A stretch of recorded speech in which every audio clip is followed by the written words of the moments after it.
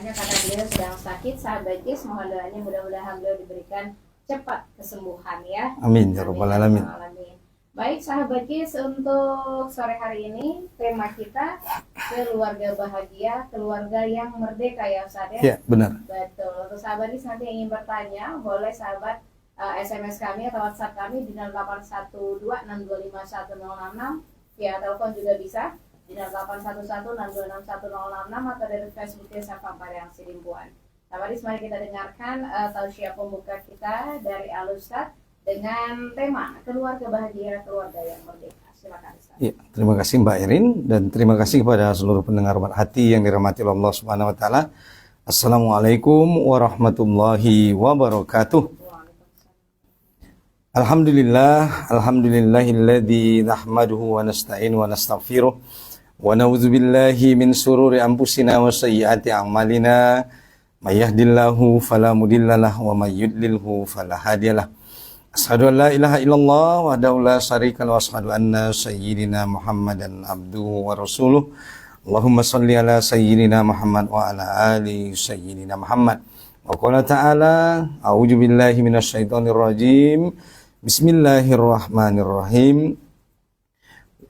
Inna akramakum indallahi atqakum. Wa qala ta'ala fi ayatin ukhra wa tazawwadu fa inna khairaz zadi taqwa wattaquni ya ulil albab. Amma ba'd, pendengar Obat Hati yang dirahmati Allah Subhanahu wa taala. Alhamdulillah di sore hari ini kita kembali bertemu dalam program Obat Hati, yaitu program kesayangan kita di Radio 106,6 KIS FM Kota Padang Sidimpuan. Bersama kita sore hari ini ada announcer kita yaitu Mbak Airin. Mudah-mudahan seluruh pendengar Obat Hati yang dirahmati Allah Subhanahu wa taala dimanapun berada senantiasa dalam keadaan sehat walafiat, kemudian juga dalam naungan dan lindungan dan keberkahan dari Allah Subhanahu wa taala. Kemudian juga kita mendoakan kepada Tuan Guru kita, Tuan Guru Al-Ustaz Al-Mukarram Haji Muhammad Arkan LSMA, agar semoga Allah memberikan beliau kesehatan agar bisa kembali membersama kita dalam program Obat Hati yang akan datang. Pendengar Obat Hati yang dirahmati Allah Subhanahu wa taala, sebagaimana tadi Mbak announcer mengatakan bahwa tema kita adalah keluarga bahagia, itulah keluarga yang merdeka. Pendengar Obat Hati yang dirahmati Allah Subhanahu wa taala, kita mengambil tema ini karena berkaitan dengan ini adalah hari kemerdekaan, karena ini adalah bulan kemerdekaan dan insya Allah besok kita akan merayakan hari kemerdekaan bangsa Indonesia yang ke-80 tahun. Itulah kenapa kita mengambil tema tadi yang berjudul keluarga bahagia adalah keluarga yang merdeka. Mudah-mudahan nantinya kita semua adalah termasuk sebagai hamba-hamba yang merdeka sebagaimana Allah sampaikan. Pendengar Obat Hati yang dirahmati Allah Subhanahu wa taala, kalau kita berbicara tentang kemerdekaan, maka di dalam bahasa Arab kemerdekaan itu disebut dengan namanya al-hurriyah. Dan orang yang merdeka disebut dengan namanya al-hurru. Orang yang tidak merdeka disebut dengan namanya al-abdu, yaitu seorang hamba. Jadi orang yang merdeka yaitu al-hurru, lawan katanya adalah al-abdu, yaitu seorang hamba sahaya, di mana hamba ini dia tidak mempunyai hak atas dirinya sendiri, melainkan haknya ada pada tuannya. Oleh karena itu, jadi al-hurru lawan katanya adalah al-abdu. Merdeka lawan katanya adalah al-abdu, yaitu hamba. Hamba artinya adalah orang yang tidak merdeka. Sebagaimana Allah mengatakan al-hurru bil hurri wal abdu bil abdi. Yaitu orang yang merdeka dengan orang yang merdeka, seorang hamba dengan seorang hamba. Dalam Al-Quran, ungkapan itu begitu Allah sampaikan, yaitu tadi kita katakan yang merdeka dengan yang merdeka, yang hamba dengan yang hamba. Kalau kita berbicara tentang kemerdekaan, jadi Allah sendiri ada menjelaskan di dalam Al-Quran tentang yang disebut dengan namanya kemerdekaan. Jadi pendengar Obat Hati yang dirahmati Allah Subhanahu wa taala, manusia itu terbagi kepada dua, yaitu ada manusia yang merdeka atau itu manusia al-hurru, dan kemudian ada manusia yang tidak merdeka, itulah yang kita sebut dengan namanya al-abdu.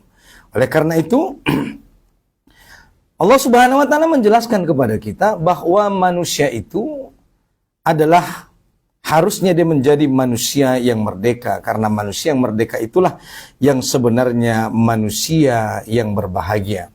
Jadi yang dimaksud oleh Allah Subhanahu wa taala bahwa manusia ini tidak diperkenankan menjadi hamba kepada sesama manusia.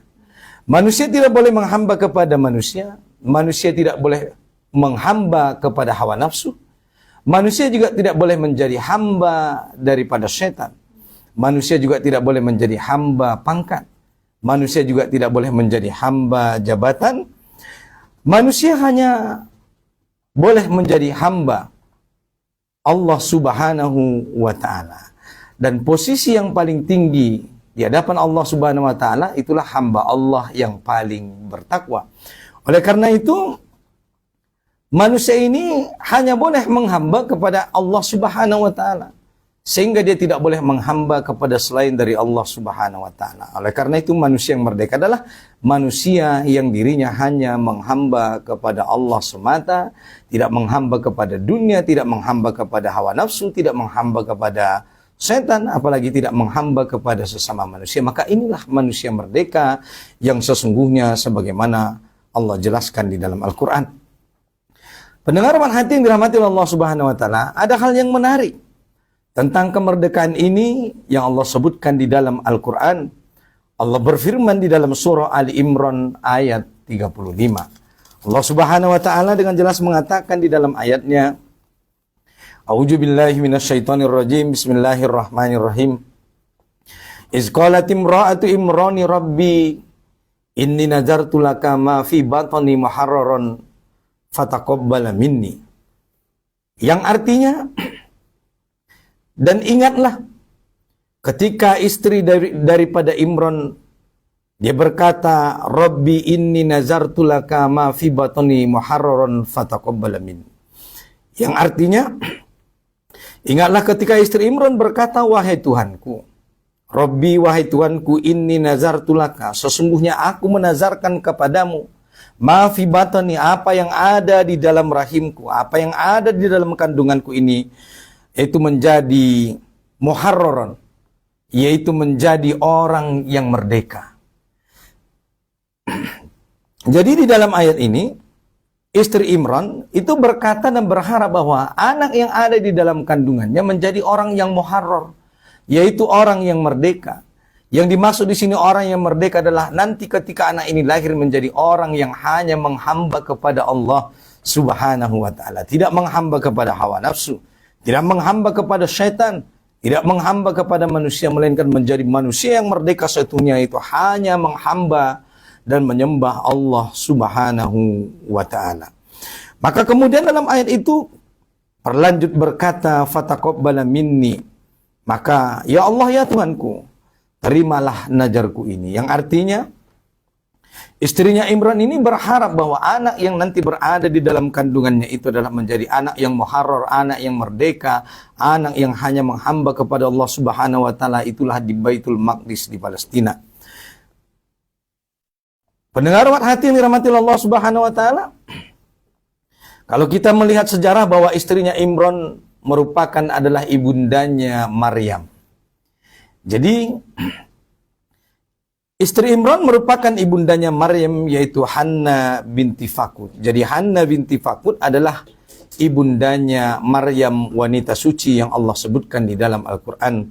Kemudian Nabi Zakaria itu menikahi saudara daripada Hanna binti Fakud, yaitu menikahi saudari daripada ibunya Maryam, sehingga Maryam adalah keponakannya Nabi Zakaria.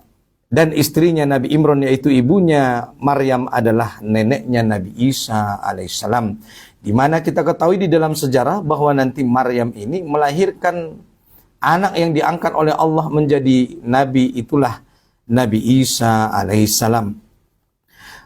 Maka permintaan daripada istrinya Imran ini, yaitu Hanna binti Fakud, yang berharap bahwa anak yang di dalam kandungannya adalah nanti anak laki-laki yang menjadi muharrar, itu menjadi hamba yang hanya menghamba kepada Allah Subhanahu wa ta'ala di Baitul Maqdis di Palestina, ternyata tidak terwujud karena memang anak yang dikandungnya adalah seorang perempuan yang bernama Maryam. Yang dimana nanti Maryam ini adalah menjadi ibunda daripada Nabi Isa alaihissalam. Oleh karena itu di dalam ayat itu kita melihat bahwasanya kata muharrar atau kata merdeka yang dimaksud di dalam ayat itu adalah orang yang hanya menghamba kepada Allah Subhanahu wa taala. Oleh karena itu, tema kita tadi mengatakan keluarga yang bahagia adalah keluarga yang merdeka. Maka keluarga yang merdeka adalah keluarga yang hanya menghamba kepada Allah Subhanahu wa taala, tidak menghamba kepada setan, tidak menghamba kepada hawa nafsu, tidak menghamba kepada sesama manusia, hanya mengesahkan dan mentauhidkan, menghamba kepada Allah Subhanahu wa taala. Maka itulah keluarga yang merdeka, keluarga yang hanya menghamba kepada Allah Subhanahu wa taala. Mendengar hati yang dirahmati Allah Subhanahu wa taala.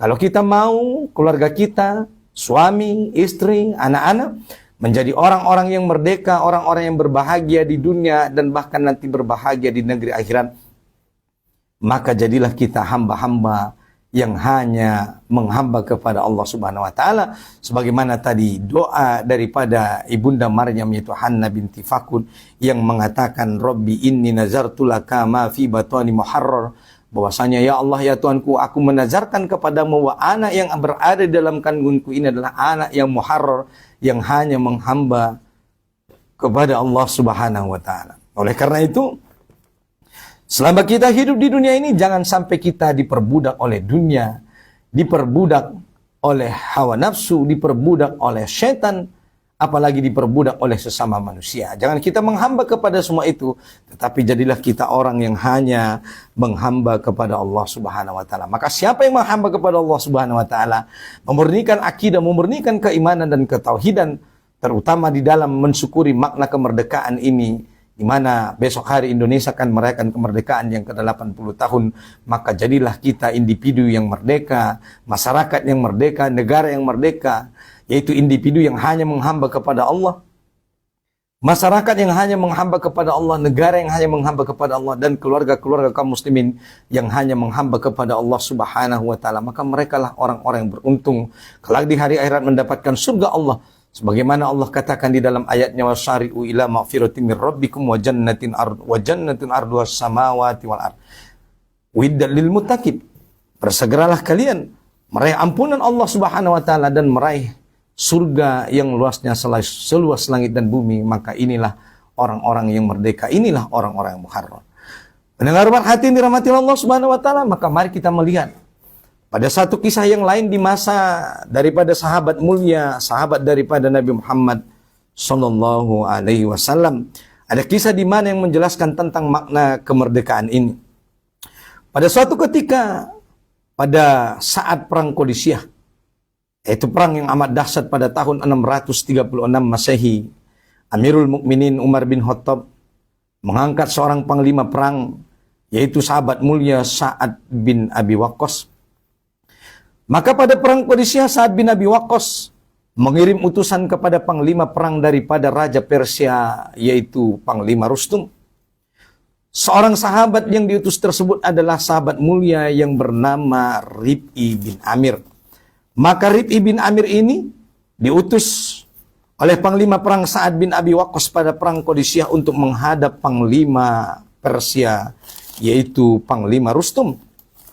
Kemudian sesampai di istana Raja Persia, Panglima Rustum bertanya kepada utusan daripada Sa'ad bin Abi Waqqas, yaitu Rib'i bin Amir.